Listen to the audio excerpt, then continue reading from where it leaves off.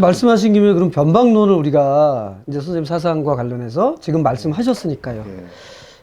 그러면 그 지금 말씀하신 것처럼 진심으로까지 다가갔고 그분들 또는 이제 우리 노동자 노동운동 하셨던 분들에게 도대체 선생님의 그 변방론이라고 하는 것이 어떤 영향을 미쳤는지에 대한 하 선생님의 종합적 생각 이런 거 좀 한번 좀 간단히 좀 정리해 주시겠습니까? 저는 이제 하방이라는 개념을 항상 가지고 있었어요. 그건 이제 중국 혁명 공부하고 이럴 때. 근데 하방은 사실 굉장히 건방진 개념이에요. 나는 본래 그런 존재는 아니지만 내가 낮은 곳에 내려가서 그 민중의 삶을 경험해 봐야 돼. 이게 좀 이런 느낌이 좀 들어요, 하방은. 근데 변방 그게 아니잖아요. 그래서 나는 그런 항상 주변부, 하방 이런 것이 내 가치관이라고 생각을 했었는데 이걸 변방이라는 단어를 딱 접하니까 뭔가 굉장히 좋은 단어 하나를 빼앗긴 것 같은 그런 느낌이 들더라고요. 그래서 우리가 이제 위장 취업할 때도 항상 경계했던 게 그거예요. 다른 존재라고 생각하지 말고 들어가자.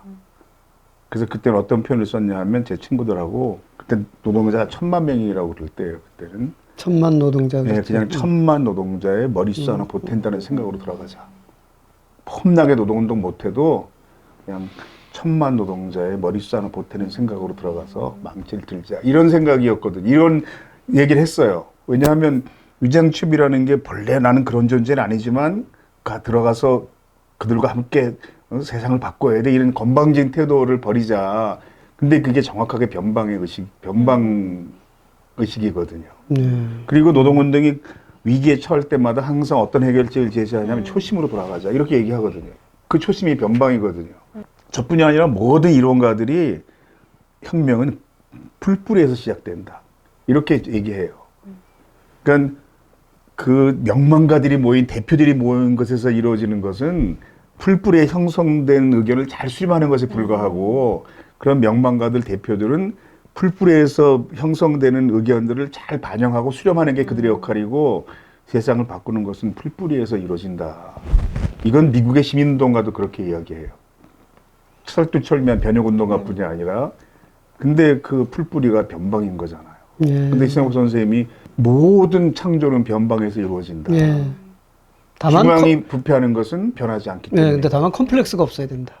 그래서 변방을 찾아서라는 제목을 딱 보고 뭔가 빼앗긴 것 같은 저거 내가 썼어야 되는 제목인데 이런 느낌이 들었고요. 지금 가장 중요한 노동 문제가 뭐예요? 비정규직 노동자 문제거든요.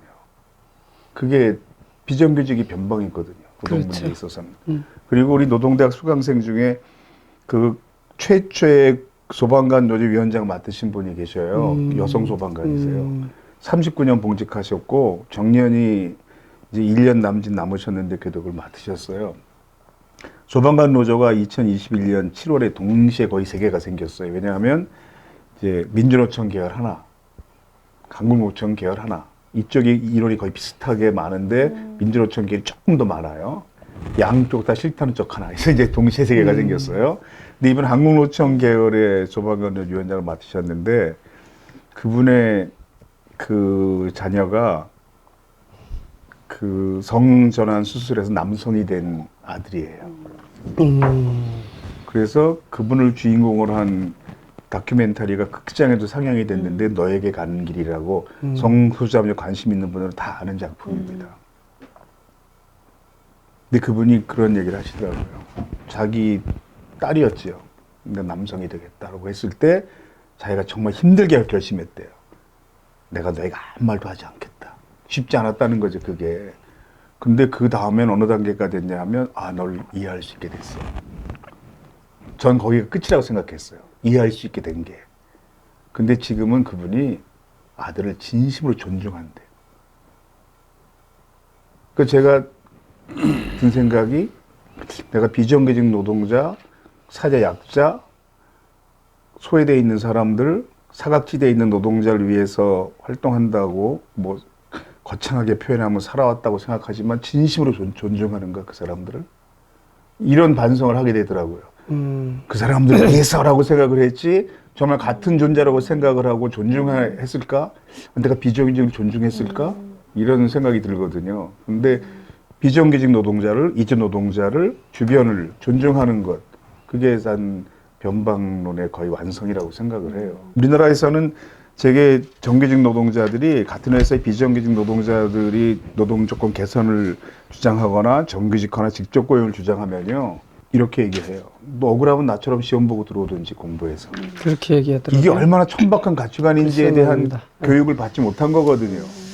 근데 북유럽 나라에서는 노동자를 의사가 치료하면서 아, 나는 이 노동자가 다른 종류의 인간이지, 이런 생각 가지면요, 인간의 자격이 없다고 봅니다. 필요나 취급당합니다. 그래서 한국의 그 유엔의 인턴 채용 기준 중에도 그런 게 있대요. 그래서 한국 명문대학 출신들이 다 채용이 안 되는 이유가, 우리는 왜 이런 국제기구에서 일하기를 원하십니까? 물었을 때 모범 답안이 세계 평화에 조금이라도 기여하고 싶습니다. 이런 거거든요. 예. 또는 뭐 아프리카에 가서 봉사하고 싶습니다. 아, 그들과 자신을 구별하시는군요. 그렇죠. 이렇게 받아들여지는 그렇게 되는 거죠. 거죠. 근데 그게 변방에 대한 이해인 거예요. 그 삼위일체라는 게 있어요. 기독교에는. 즉 하나님과 예수님과 성령은 하나다. 같은 존재다.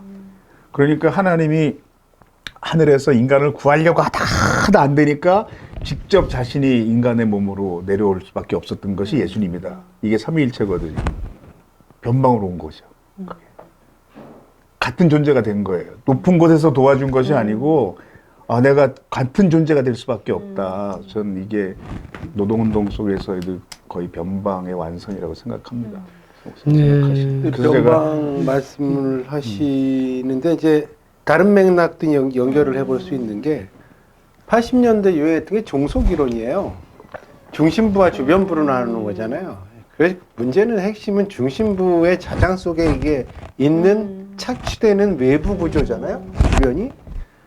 근데 이제 그래서 주변이나 지방이나 이런 개념 속에서는 종속성이 내포되어 그렇죠. 있는 건데 시 선생님이 말씀하신 변방 개념은 이제 그걸 깨려고 만든 개념에 가까운 거고, 그렇다고 했을 때 제가 아까 사회자가 컴플렉스 얘기를 하시는데 보다 근본적으로는 중앙에 대한 지향성이잖아요. 그러니까 비정규직 노동자가 정규직 노동자를 지향하는 한 변방이라고 할 수 없어요. 별도의 새로운 노동의 세계를 만들어 가려고 그렇죠. 하는 비전 속에서 살아갔을 때 변방입니다. 그러니까 저는 학교에서 이제 제가 또 많은 비정규직 노동자들하고 협상하고 내일 모레도 우리 강사분들 네. 교주하고도 만나고 또 여러 층의 이제 노동자들이 있습니다. 그 교육 노동자들도 그분들을 만났을 때 그게 이제 하 선배님이 말씀하신 그런 교육을 받고 당당하게 어떤 노동의 대등성과 그걸 위한 어떤 변화의 시도를 하려고 하는 것과 니네 이렇게 하는데 왜 우리는 안 해줘? 이거 고쳐줘. 단순한 이 논리로 나오는 두 가지 부류로 이렇게 나누어지는데 그 후자의 경우 별 설득력이 없어요. 왜냐하면 왜 우리는 안 해주냐는 것밖에 없으니까. 근데 우리 못 해줘 그러면 거기서 쫑이 나는 거잖아요. 근데 이제 대안적인 건 설득 가능성이 열리는 거죠. 그래서 너도 동참해라. 우리 이런 세상을 만들어 가야 된다. 그랬을 때 이제 새로운 제3의 것을 위한 우리의 논의가 시작되는데 그런 면에서 제가 좀 주제넘는 말씀을 드린다면 변방성은 그런 자율성, 독자성, 자기중심성 뭐 이게 없으면 사실은 그냥 아집에 불과할 수도 있습니다. 두 분이 비슷한 그러니까 말씀 최호 선생님 하셨습니다. 항상 이 변방이 지리적 공간적 개념이 아니다 이렇게 그렇죠. 말씀하시잖아요. 그럼요. 근데 그런 변방론을 실천해 오고 계셨다. 노동 분야에서. 그렇죠. 예. 그러니까 변방에만 있었던 제가 성공에 대해 올 수 있었던 것도 사실 그렇습니다. 그런 실천이라고 봅니다. 그리고 또 그런 제안에 대해서도 어떤 거 안 받은 것도 그러니까, 마찬가지가 마찬가지예요. 있을 겁니다. 아까 제가 그걸 말씀드린 받는 순간 어떻게 보면 그 잔향 속에 지향성, 들어가는 아까 거야. 내가 생각하는 거랑 형님 다른 말한 세계. 지향성 쪽이 늘 지향하다가 어느 순간 나타나는데 그것마저도 이제 차단하시고 묵묵히 자기 역할을 하시려고 하는 그게 참 중요했던 것 같습니다. 그리고 그런 노력을 통해서 많은 분들이 도움을 받았잖아요, 선생님한테. 그러니까 참 뭐 그런 변방론이라고 하는 것에 실천적 역할을 하신 분 중에 하나다 이렇게 볼 수 있겠네요. 그 참 쇠기 선생님이 아프셨잖아요. 이제 그리고 작고하게 되시는 과정 중에 뭐 마지막으로 뵌 게 언제예요, 선생님? 그 돌아가시기 며칠 전이었어요. 2, 3일 전으로 기억하는데 노동대학 동문들하고 같이 날짜 잡았어요. 그래서 뵙자. 근데 그때 이미 모르핀 계속 투여받으시면서 계속 주무시고 있는 상태였는데 그 2명씩만 들어가서 방에 잠깐 얼굴 뵙고 나오자. 그래서 거실에서 다 기다리고 2명씩 들어갔어요. 예. 목동에. 네, 댁에 찾아가서. 근데 침대에 이렇게 누워 계신데 걔도 편안한 얼굴로 누워 계시다 이러고 보고 있었는데 그때 기적적으로 눈을 뜨셨어요. 아, 선생님이. 그러더니 이렇게 뜨시더니 누구 이렇게 얘기하셨어. 그게 벌떼라는 가정강입니다. 그랬더니 한쪽 손을 이렇게 드시더라고요. 그때 그래가지고 얼른 그 손을 확 잡았죠. 가서 눈물을 알칵 쏟았는데 저는 그래서 그날 눈을 마주친 사람은 저밖에 없었다고 생각해요. 연창 씨가 거기 항상 지키고 예, 있었고 우리 그랬는데 연창 이사가. 예. 네, 그래서 정말 나가려 여기 사람들이 들어가서 안 나오는 거야. 2명씩 들어가면 그래가지고 이러면 그 다음에 들어가고 이랬었는데 정말 제가 들어가 있을 때 눈을 뜨셔가지고 네, 하정환 선배 기가 센 거예요. 그래서 그 발음이 난 거의 들린 것 같이 한쪽으로 들렸지만 소리는 못 내셨을 거예요. 근데 입술 모양이 누구 이렇게 얘기하셨어요. 그래가지고 손을 이렇게 꽉 잡아주시고. 그러니까 손을 거의 못 움직였는데 네. 이렇게 드시더라고요. 그래서 그때 일어나서 제가 발떡 잡았죠. 손을.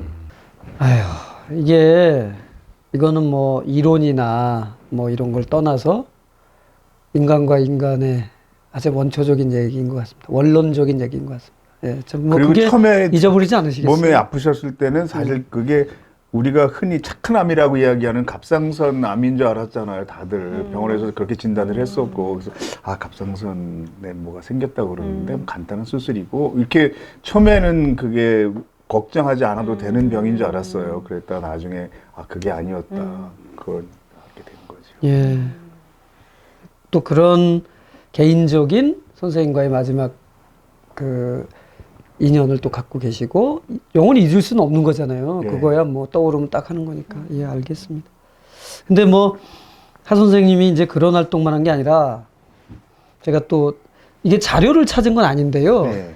제가 송곳이라는 드라마를 진짜입니다. 이 인터뷰와는 아무 관계 없이 그것도 최근에 유튜브에서 축약본이 있더라고요. 네, 진짜요. 그리고 보다 보니까 모든 드라마가 근데 끝까지는 없어요. 네, 15분 한 만에. 중간 정도 네, 있더구만. 네. 그리고 막 찾았는데 없어서 그거를 보다 보니까 재밌더라고요. 그리고 야, 우리나라에 저렇게 노동운동을 다룬 드라마가 있네? 그래서 알고 봤더니 게 웹툰을 원작으로 했고 네.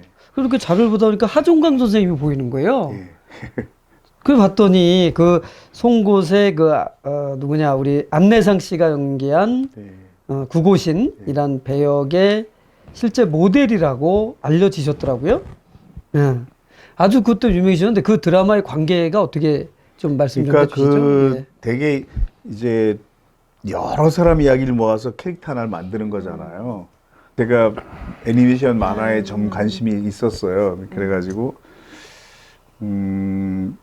최규석 작가는 굉장히 독보적인 청년 만화가로 알고 있었죠. 그 작가가 만화가였어요. 만화가가 최규석 작가가 이 열심히 민주운동했던 사람들의 그 다음의 삶이 어땠을까가 궁금했다는 거예요. 거의 90%가 노동운동을 하더라고요, 그 사람들이. 그래서 이어지는 노동운동에 관한 만화를 하나 만들어야 되겠다 이런 구상을 하고 있다고 연락이 왔어요. 그래서 일주일에 한 번씩 만났어요. 그래가지고 이제 만화에 대한 구상을 같이 논의했고 그분이 이제 궁금한 걸 이렇게 종이에 쭉 적어와요. 그럼 이렇게 앉아서 물어봐요. 자, 그럼 이제 현장에 들어가서 활동가가 처음에 하는 게 뭡니까? 이게 이제 그러면 아예 극본작업 네, 그렇게. 그러면 눈에 띄는 사람에게 일단 껌을 주고 점심 시간에 대화를 시작하지. 이거부터 시작하지. 막 이런 얘기를 하면서 지속적으로 만났어요. 그리고 다른 활동가들 많이 만났어요. 그래서 제 얘기의 일부가 들어가 있어요. 국어신 노동상담 소장 배역에 여러 사람 이야기가 들어가 있어요. 그리고 제 얘기가 없진 않아요. 근데 전부 다 제 얘기는 아니고요. 어떤 사람들은 거기 이제 국어신 상담소장이 나중에 결국 실제와 똑같은 상황인데 피를 토하면서 그 빌딩 지하 주차장에서 그냥 흥건히 거기를 피바다로 만들면서 쓰러져요. 병원에 실려가서 이제 결국 20몇 시간 동안 콩팥과 간을 동시에 이식받고 겨우 살아나거든요. 그때 자기 간을 내주겠다고 콩팥을 내주겠다고 줄 선 사람이 정말 수백 명이었어요. 그 병원에. 그래서 그 병원에 입원해 있을 때 내가 가서 만났거든요. 그랬더니 그 친구가 야 그렇게 수백 명이 와서 간을 내준다고 줄을 섰다며. 그랬더니 그동안 많이 뿌렸으니까 지금 걷어야지. 근데 이게 전혀 교만하게 느끼지 않을 정도로 열심히 활동을 했던 거예요. 그 친구가. 그 말이 전혀 교만하게 느끼지 않을 정도로. 근데 제가 잠깐 병문안 갔을 때에도 그때 아산병원에 있었는데요. 그냥 우리 노동운동의 여러 가지 문제점에 대해서 막 그 짧은 시간 동안에 엄청 막 쏟아낸 거예요. 그러니까 제가 나중에 그랬죠. 야, 넌 한국 노동운동을 위해서라도 계속 살아있어야 되겠다. 그런 얘기를 했는데 사람들은 그 콩팥과 간을 이식 수술 받은 사람이 저인 줄 알아요. 송곳의 주인공이 하종각이다 이러니까 그러니까. 그래가지고 간은 괜찮냐고 이런 거 보고 그러는데 그건 다른 후배라고 내가 재밌는 얘기네요. 네, 그렇게 얘기하는데 그럴 수도 있죠. 제가 비교적 많이 알려진 사람이어서 구고절의 실제 모델이라고 소문은 났고 그리고 이제 촬영장에도 찾아가서 인사도 하고 안내상 씨가 정말 좋아했어요. 이 배역 맡으면서 그러면서 운동권 출신이셨잖아. 그렇죠. 그 사전에 이제 그 촬영 들어가기 전에 만나진 않았어요. 왜냐하면 자신이 가지고 있는 그 작품에 대한 주인공에 대한 환상 같은 게 있는데 실제 인물을 만나면 깨질 수 있다. 그게 그래서 그래서 그 사전에 미리 만나거나 이러진 않았어요. 그러면서 20대 꿈을 이제 이룬다고 이런 얘기를 했어요. 그치, 안산 지역에 잠깐 현장 활동도 했던 적이 있었고 안나성 씨가 뭐 미문화원을 그 연세대 있을 때 폭탄물 설치했던 그 주범이었잖아요. 그래가지고 아마 미국 비자 안 나올걸요 아직도. 그러니까 어쨌든 그 드라마 덕분에 더 유명해지셨네요. 그렇죠. 네, 그리고 감독을 굉장히 잘 만났어요. 김석영 감독인데 이분이 우리나라에서 그 TV 드라마와 영화에서 동시에 성공한 거의 유일한 감독이래요. 만화를 보고 폭 빠진 거예요. 그래서 그냥 콘티를 그냥 만화를 가지고 만든 거예요. 그리고 대사를 한마디도 안 바꿨어요, 거의. 너무 수위가 높은 거예요, 그러니까. 그러니까 제가 드리고 싶은 말씀이 그런 드라마를 지금도 못 만들 것 같은데. 그래서 경영진에서 이게 좀 문제가 돼가지고 좀 순화시켜라, 너. 이렇게 지시가 떨어졌어요. 난 만화대로 만듭니다. 먼저 만화를 바꾸라고 그러세요. 이렇게 버틴 거예요, 감독이. 나중에 감독 교체 결정이 돼가지고 이 감독이 12회작인데 나중에 2개를 급히 찍었어요. 그래서 그 드라마가 보면 뒤에 가면 좀 진행이 굉장히 거칠고 빨라요. 그래서 감독 교체되기 전에 빨리 만들어 놓으면 이제 못 바꾸니까. 그래서 마지막에 12회가 2회 정도를 굉장히 급하게 속력을 내서 제작했다고 그러더라고요. 그 우여곡절이 있었네요. 네, 그래서 사실 굉장히 그런 만화를 드라마로 거의 똑같은 내용으로 만들었다는 것 자체가 용기 있는 시도였고요. 맞습니다. 네. 그 말씀이에요. 네, 그리고 이제 그런 건 좀 있어요. 오히려 노동운동 하지 않는 사람들은 굉장히 공감을 많이 하고 칭찬을 했는데 노동운동 하는 사람들은 이건 사실과 다른데? 이건 아닌데? 이런. 그래서 제가 이제 그런 사람 만나면 야, 모처럼 이런 작품 만들었는데 글쎄 말입니다. 계속 그렇게 지적을 하면 누가 다음에 이런 작업을 또 하겠냐. 그러니까 좀 그런 것보다는 지원하고 도와주고 좋은 성과를 낼 수 있도록 하는 쪽으로 해보자 이런 얘기들을 했습니다. 하종근 선생님이 공저가 잡품 36권을 저술하셨고 그중 가장 최근에 게 아까 말했던 우리가 몰랐던 노동 이야기입니다.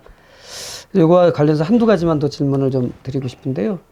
핵심을 아주 평이하게 명실상부한 노동 교과서를 만드셨다. 저는 읽어봤는데 그런 느낌을 받았습니다. 그런데 이제 여기서 참 인상적이었던 게 노동자의 여러 주제에 대해서 말씀을 하시지만 그 에밀 레종 만든 노동자 이름을 여기다 쓰셨더라고요. 네. 그래서 저는 이거 보고 처음 알았습니다. 제가 역사 전공했지만 에밀 레종 만든 남아 박종일이라는 이름이 새겨져 있다는 사실을 물론 에밀 레종의 명문이 새겨져 있는 건 알고 있었지만 박종일이 있다는 사실을 몰랐는데 그거를 말씀을 하셨어요. 그 말씀 간단히 한번 하시죠. 그건 이제 박노자 교수가 연구한 내용 속에 나오는 건데요. 한국은 사실 노동운동의 미시사 분야는 굉장히 취약해요. 우리가 이제 신라 그러면 보통 누가 떠오릅니까? 그러면 우리는 이제 뭐 김춘추, 김유신, 뭐 손덕영 이런 사람들을 떠올리잖아요. 근데 외국에서 한국 역사를 공부한 학자들 중에서는 대박사 박종일 이런 사람이 떠오른다는 거예요. 근데 우린 저도 몰랐어요. 누구지 그 사람이? 근데 에밀레정을 만든 대박사가 아니고 남아더라고요. 정식은 남아 박종. 근데 이제 신라 그 당시에 국가가 인정한 기술을 가진 노동자를 박사라고 칭했고요. 그 다음에 그 중에서 최고의 경지에 다른 사람에겐 대박사라는 호칭을 줬어요. 다른 나라들은 역사 속에서 그런 노동의 역사, 서민의 생활사 이게 자연스럽게 그렇지. 녹여 들어가 있는 거죠. 우리는 되게 정치사 중심으로 공부를 하지만 역사를 다른 나라의 교육과 우리나라 교육의 차이가 그거거든요. 그럼 우린 노동의 역사에 대한 교육 이런 게 없거든요.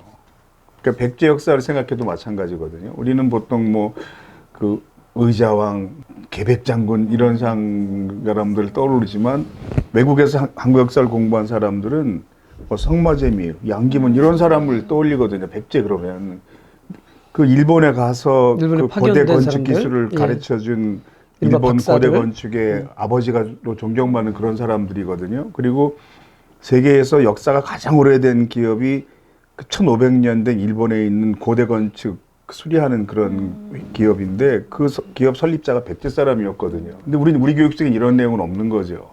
그리고 그 박종일 이야기도 신라는 당시 청동 주조 분야에서 가장 앞선 기술을 그렇죠. 가지고 있는 국가였다. 이런 게 우린 글쎄 말이에요. 김유신, 김춘추에 다 묻혀 있는 거예요. 글쎄 그냥. 말입니다. 그래서 그 저도 참 느끼는 게 많았습니다. 네, 역사 속에서도 그렇고 이제 일반 학교 교육 속에서도 우린 노동에 대한 교육이 너무 취약하다. 그 한 예로 제가 이제 든 건데요. 저 책은 여기 보면 부제가 그냥 청소년을 위한 그 노동인권 교과서라고 돼 있잖아요. 고민이 뭐였냐 하면 노동 문제를 우연히 이렇게 책을 펼쳤는데 재밌네 이러고 읽도록 만들자. 그냥 공부해야겠다는 의무감으로 이 책을 보도록 하지 말고 그냥 읽다 보니까 자연스럽게 끝까지 읽게 되네. 하여튼 이렇게 쓰려고 애를 많이 썼어요. 그러다 보니까 굉장히 쉽게 설명하고 이것저것 예도 들고 박종일이 누구지? 이러면 궁금증으로 보다가 그런 거구나 이렇게 깨닫도록 하자는 노력을 많이 했어요. 그런데 사실 저는 책을 쓰는 게 제 삶의 중요한 우선순위가 아니어서 이걸 계약을 하고 나서 선입금을 받았던 유일한 계약이었는데 이 다음부터는 제가 절대 선입금 받지 않습니다. 근데 많이 파신 것 같은데? 8세에 나갔는데 8세? 저걸 몇 년을 기다렸어요. 그 출판사에서. 그러면 저자에게 전화하면서 싫은 소리는 못해요. 출판사 그 편집장이나 대표님이 이제 좀 쓰시죠. 언제 주시죠. 이렇게 얘기를 몇 년을 하신 거예요. 그분이. 그랬다가 책을 제가 이제 그래도 써야 되겠다. 그래가지고 쓰고 나서 7세인가 찍었을 때 이번에 7세 찍었습니다. 그 연락이 오더라고요. 그래서 그 책은 내가 미안해서 할 말이 없어요. 너무 몇 년 동안 그걸 미뤄가지고 날짜를 못 지켜서 저 드릴 말씀이 없습니다. 그랬더니 그때 비로소 그 사장님이 말하셨어요. 이제 다 풀렸고요. 그래서 맺혔었구나 그동안. 이런 생각을 8세나 했고. 나갔는데 그 정도 노력은 뭐 충분히 보상받았다 생각하는 거죠. 근데 그 154쪽에 보니까 사실 이건 제가 좀 느낀 건데 2001년도에 조종사 파업이 있었거든요, 우리나라에. 그래서 조종사 파업한 거에 대해서 사람들이 말이 많았어요. 뭐 조종사 감히. 근데 제가 그때 생생하게 뭘 경험했냐면 같이 그 얘기를 하는데 학원 강사들과 밥을 먹으면서 어떤 분이 그런 말씀을 하더라고. 가뭄인데 무슨 가뭄인데 그때 가뭄이 좀 심했어요. 언론도 그런 제목으로 뽑았어요. 가뭄인데 무슨 파업인데 저는 순간적으로 노동운동에 큰 관심은 없지만 가뭄과 파업을 왜 연관시키지? 아직도 그런 사고에 머물러 있는 것 같아요. 우리 사회가. 가뭄인데 파업을 왜 하느냐? 가뭄과 파업이 무슨 상관이야? 아니 옛날에 흉년 들면은 나라에 그 가뭄이 흉년이잖아요. 그러니까 옛날에 학생운동 이거 시비 걸 때 불경기에 장사도 안 되는데 파업한다는. 글쎄요, 그러니까 말도 안 되는 논리잖아.